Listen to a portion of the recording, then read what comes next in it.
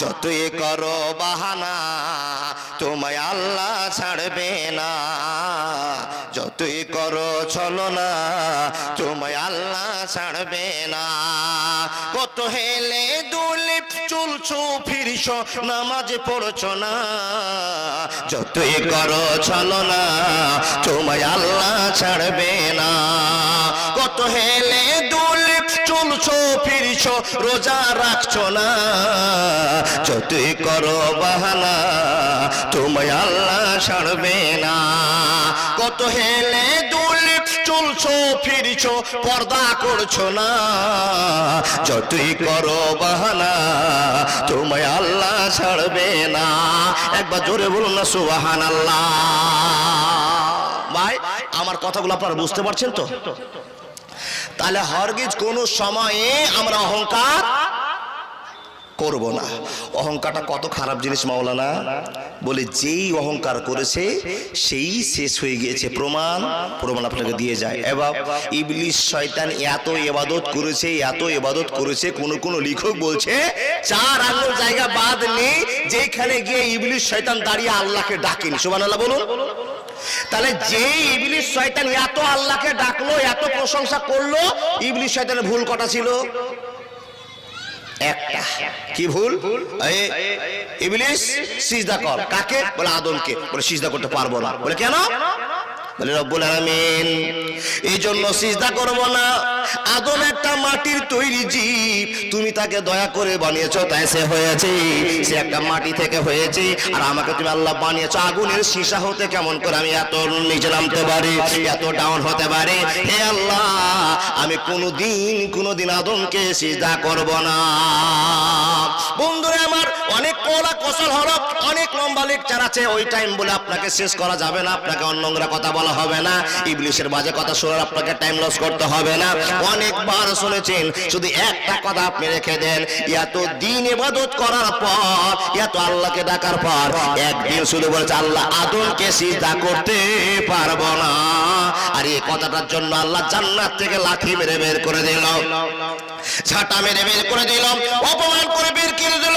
ও আল্লাহর বান্দারা, এবার আপনার কাছে আমি জানতে চাই বন্ধুরে, ইবলিস এত ইবাদত করার পরে একটা ইবাদত করলো না, আল্লাহ একটা কথা না মানার কারণে জান্নাত থেকে আল্লাহ লাথি মেরে বের করে দিলেন। মুসলমান, হাজার অপরাধ করার পর আপনি আমি আল্লাহকে বুঝাতে পারলাম না, এ আল্লাহ আমার জীবনে সারাদিনে কোনো অহংকার হয়ে গেছে কিনা জানি না। মাবুদ রে, একটা অন্যায়ের জন্য তুমি জান্নাত থেকে বের করেছো ইবলিসকে। মাবুদ আমি তো দিনে 1000টা ইবাদত করি, 1000বার অন্যায় করি, তারপরও তোমাকে আমি রাখতে পারলাম না। এত কিছু জানার পর মুসলমান আল্লাহর কাছে ভুল স্বীকার করতে পারলো না। মানুষের দল ভুলবশত কোনোদিন অহংকারের গুনাহ করবেন না। সাজা কেমন হবে? এবার অহংকার সাজাটা কি হয় একটু আপনাকে দিয়ে দিই। মানুষ টাকার অহংকার করে কি না? একটা কথা বলে দিই, কার কথা বলবো? কারুন বাদশার কথা বলবো। বাদশা তো একটা ব্যবসায়ী লোক, কারণ একটা ব্যবসায়ী লোক, অনেকবার ওয়াজ শুনেছেন। কেমন লোকটা ছিল? একবারে 3rd ক্লাসের ফকির লোক। কেমন ফকির? যেখানেই ব্যবসাতে যায় সেই ব্যবসাতেই লস, যেই ব্যবসা করতে যায় সেই ব্যবসাতেই লস। কোন বন্ধুর সামনে গল্প করে বলছে কারণ, আরে ভাই আমি যদি বাজারে ব্যবসা করতে যাই তো সব জায়গাতে আমার লস, খালি লসের পর লস, লসের পর লস। কি করব আমি? কি বুদ্ধি করব? কি করে সংসার চালাবো? এরকম ছেলে মেয়েগুলো সংসার চালাতে হবে। যেইখানে যাচ্ছি ছাগলের ব্যবসা করছি তবুও লস, গরুর ব্যবসা করছি তবুও লস, ধান চালের ব্যবসা করছি তবুও লস, ব্যবসাতে লস আর লস, আমি কি উপায় দিন কাটাবো? তখন বন্ধু পরামর্শ দিয়ে বলছে, হ্যাঁ গো, মৌলভী সাহেবদের দোয়া কিন্তু ভালো। কার দোয়া ভালো? মৌলভী সাহেবদের দোয়া ভালো। এ বাপ, তো আপনারা কোনদিন মৌলভী সাহেবের কাছে বাড়িতে খাইয়ে দোয়া করে নিয়েছেন? জি, মানে মৌলভী সাহেব এমন করে বক্তব্য রাখছেন যেন মৌলভীদের ভাত জুটে যায় বাড়িতে না। প্রত্যেকদিন মৌলভীদের জাফত পড়ে, তার শুরু করেছেন আপনি। এবার মৌলভী সাহেবকে নিয়ে গিয়ে একটু দোয়া করিয়ে নিয়ে, তো পরামর্শ দিল, হ্যাঁ গো তুমি যে লস করছো তো একটু মৌলভী সাহেবের কাছে যাও। মৌলভী সাহেবটা কে? বলে সেই বানি ইসরায়েলের যুগের নবী মূসা। বলে এটা তুমি কে জানো? বলে তোমার আত্মীয় স্বজনের মধ্যে তো পড়ে গো, তুমি কি চাকে চিনো না? বলে হ্যাঁ চিনি তো। বলে ও যে আল্লাহর নবী, ওকে কালিমুল্লাহ বলা হয়।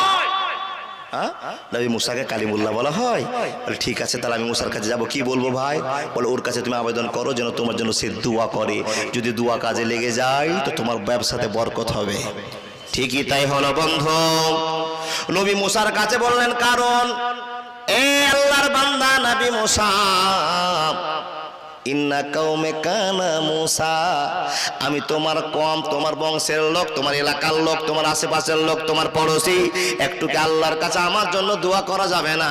আমি যে কোনো ব্যবসাতে যাচ্ছি সেই ব্যবসাতে আমার লসের উপর লস লেগে আছে, একটু আল্লাহর কাছে দোয়া করে বলুন না, আল্লাহ যেন আমার ব্যবসাতে উন্নত করে দেয়। একবার জোরে বলুন না সুবহানাল্লাহ। বন্ধুরে আমার, হযরত মুসা আল্লাহর কাছে দোয়া করতে আরম্ভ করলেন, মাবুদ এই লোকটা একটা বেঈমানের রুট ধরে চলছে আল্লাহ, কিন্তু তুমি তো সবাইকে সমান খাওয়া দিতে আরম্ভ করেছো।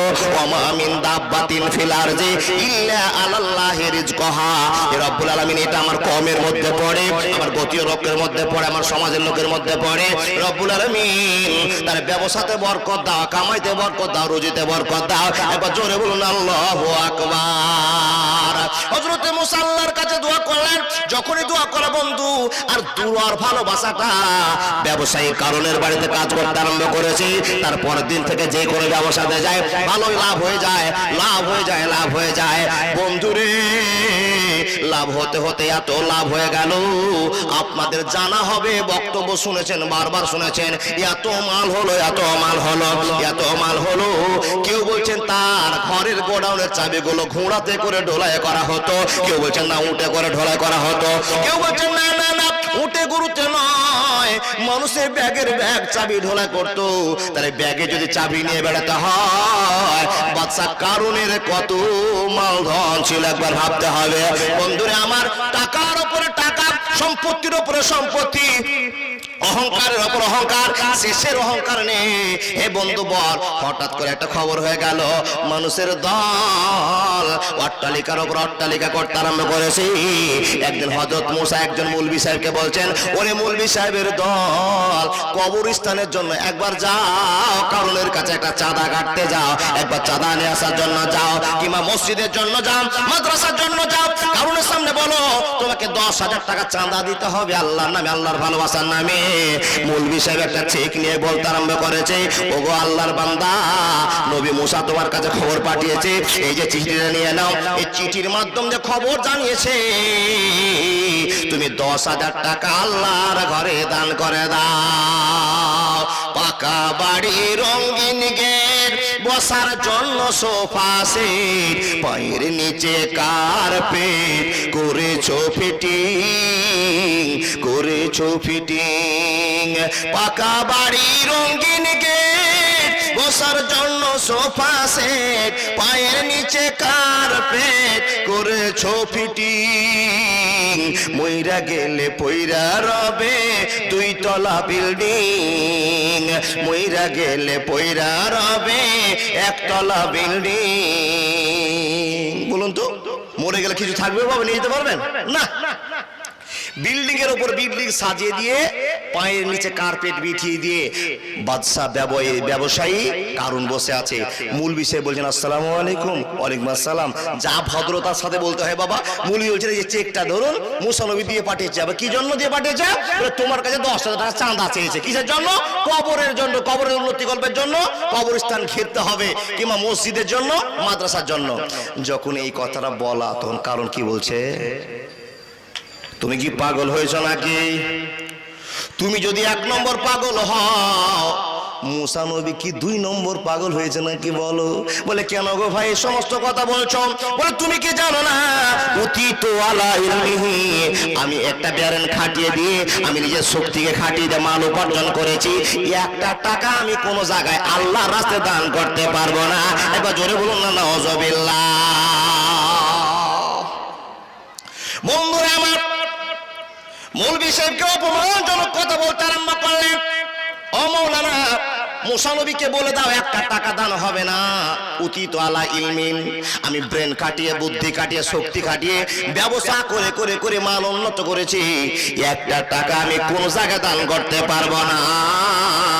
অহংকারের কথা শুনে মাওলানা এসে হযরত মুসাকে বললেন, আল্লাহর নবী মুসা এরকম তার বক্তব্য শুনে আসলাম। হযরত মুসা বললেন, না না না, আর যেতে হবে না, আর কানেকশন পাওয়া যাবে না। তাতে বোঝা গেল এই মালটার অহংকার হয়ে গিয়েছে, এই বেঈমান অহংকার করেছে। আমার আল্লাহ কোরআনের মধ্যে বলে দিয়েছেন, ইন্নাল্লাহা লা ইউহিব্বু মান কানা মুখতালান ফাখরা, যারা ফখর করবে অহংকার করবে আল্লাহ তাদের ইহকাল পরকাল দুটোই ছাড়খাড় করে দিবে। একবার জোরে বলুন না সুবহানাল্লাহ। বন্ধুরা আমার, অহংকার করলো, অহংকার করার ফলটা কি হলো?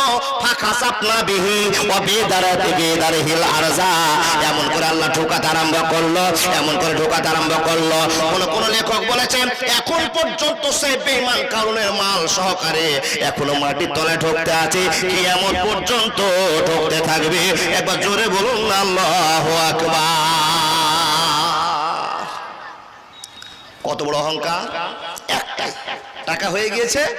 আল্লাহ চেয়েছে মসজিদের জন্য, কবরস্থানের জন্য, মাদ্রাসার জন্য, আপনি বলছেন হরগিজ আমি দিতে পারবো না। আপনি সাজা পেয়ে যাবেন, দুনিয়াতেও পাবেন, আখেরাতেও পেয়ে যাবেন। বাপ, কিছু কিছু ছেলেকে দেখবেন অহংকার হয় কখন? যখন বেশি টাকা হয়ে যায়। আগে ছিল মাত্র একটা সাধারণ লেভা, দিল্লি বোম্বাই টিকিট কেটে গেল, লেভারি কাটতে আরম্ভ করলো। লেভারি করতে করতে কোন সাহেব বলছে, এই বাবু শোনো শোনো। কে গো, কি বলছেন? বলে, তুমি তো কাজ ভালোই করতে পারছো, তো তুমি সামনে সপ্তাহে কিংবা সামনে মাসে 3-4টা লেভার নিয়ে আসিও, তাহলে তুমি আমার আন্ডারে খাটবা, তোমাকে লেভারি করতে হবে না, তোমাকে আমরা ছোট একটা অ্যামাউন্ট দিব। তুমি 500 টাকা দিন খাটছিলে তো, তোমাকে 1000 টাকা করে দিন দিব। এই 10টা লেভার নিয়ে গেল, বাবা 1000 টাকা দিন হলো। আবার 1 মাস পরে আবার একটা প্রমোশন বাড়িয়ে গেল, মানে বাড়তে থাকলো। একটা পদ পেয়ে আজকে বর্তমানে ঠিকাদার হয়েছে। কি বলেন, ঠিক বললাম না ভুল বললাম? কিংবা 10,000 টাকা খাটতে খাটতে এখন 30,000 বেতনের একটা কাজের লোক হয়ে গেছে, 30,000 ইনকাম করে। যখন ছেলেটা বিদেশ থেকে আসবে, তখন বাড়িতে আসলে বুঝতে পারবেন এর কাছে টাকা আছে। বলে, কি করে বুঝতে পারো মাওলানা? বলে, বাপজান, আগে একটা ছিল হিরো হোন্ডা গ্ল্যামার, সেটাকে বিক্রি করে দিল, এখন কিনেছে আরটিআর। কি বলেন, ঠিক বললাম না ভুল করলাম? আরটিআর কিনে নিয়েছে, আর একটা মার্কেট থেকে ছিঁড়া প্যান্ট কিনেছে। নাউজুবিল্লাহি মিন জালিক। যারা সুস্থ মগজের ছেলে, যাদের ব্রেন ভালো আছে, ওরা কোনোদিন ছিঁড়া প্যান্ট কিনতে পারে গো? যার ব্রেন ভালো, যে টাটকা মানুষ, যে শিক্ষিত ছেলে, ও কোনোদিন বাজারে ছিঁড়া প্যান্ট কিনতে পারে না। যার মেমোরি হ্যাং, যে পাগল, দেখবেন রাস্তাতে ছিঁড়া প্যান্ট ওই পাগলের পড়ে। নাকি আল্লাহ পাগলের রূপ ধরার জন্য আমাদের বর্তমান ছেলেদের এমন শখ উঠেছে। কি বাপ, তারা কি করবে জানেন? ছিঁড়া প্যান্ট মার্কেটে কিনে নিয়েছে, বাজার করছে বাবা। আর ওই যে প্যান্ট পরে নিয়েছে, আরটিআর মোটরসাইকেল পরে, বাম হাতে একটা সিগারেট ধরিয়ে হন হন করে 16 মাইল যাচ্ছে আর আসছে। লোক যেন দেখে আর বলে, এটা কার বেটা? হ্যাঁ, এ কামাই কত করে, ইনকাম কত করে, যে এত নতুন নতুন বাইক পাচ্ছে, আর ভালো ভালো জিন্সের প্যান্ট পরছে, ভালো ভালো গেঞ্জি পরছে। এই প্রভাবটা দেখার জন্য সামনের মানুষ চোখে পড়ে না। হাজি গাজী মুলবি সাহেব বক্তা সাহেব যাকে দেখছে, ধোঁয়া ছেড়ে দিয়ে বলছে, ধোঁয়া ছেড়েছে মুলবি সাহেব। একটা ইমাম সাহেব যে দাঁড়িয়ে আছে, লজ্জাও করে না, সম্মানও দেয় না। তার কারণ মুলবি সাহেব, টাকাতে তুমি আমার চেয়ে অনেক নিচে আছো। তোমার সামনে, তুমি সামনে নামাজ পড়াতে পারো, কিন্তু টাকাতে আমার সামনে যেতে পারো না। বললো না আমার, শুনে নেন, অহংকার যদি কারো জীবনে হয়ে যায়, মহান রব বলছেন, শুনে নাও, ইন্নাল্লাহা লা ইউহিব্বু মান কানা মুখতালান ফাখুরা।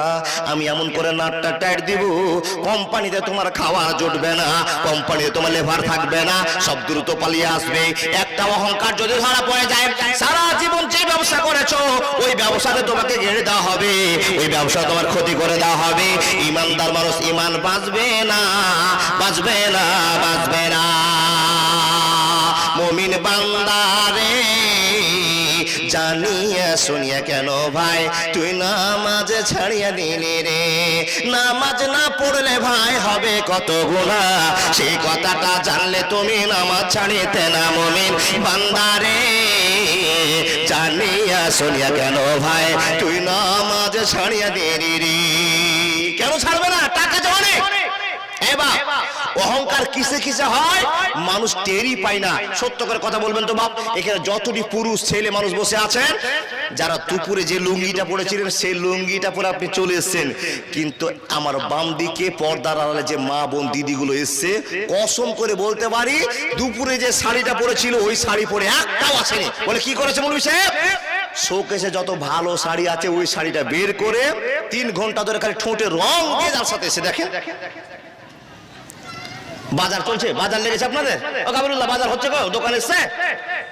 এবার আমাদের তো এখন পূজার সিজন চলছে, আবার অন্য অমুসলিম ভাইদের কালী পূজা দুর্গা পূজা চলে গেল, আর আমাদের জালসা পূজা চলছে। সব জায়গায় গেলাম, কোন জায়গায় দোকান বন্ধ করতে পারলেন না, দোকান বন্ধ হবেও না, কারণ কমিটির ভিতরেই ফাটল।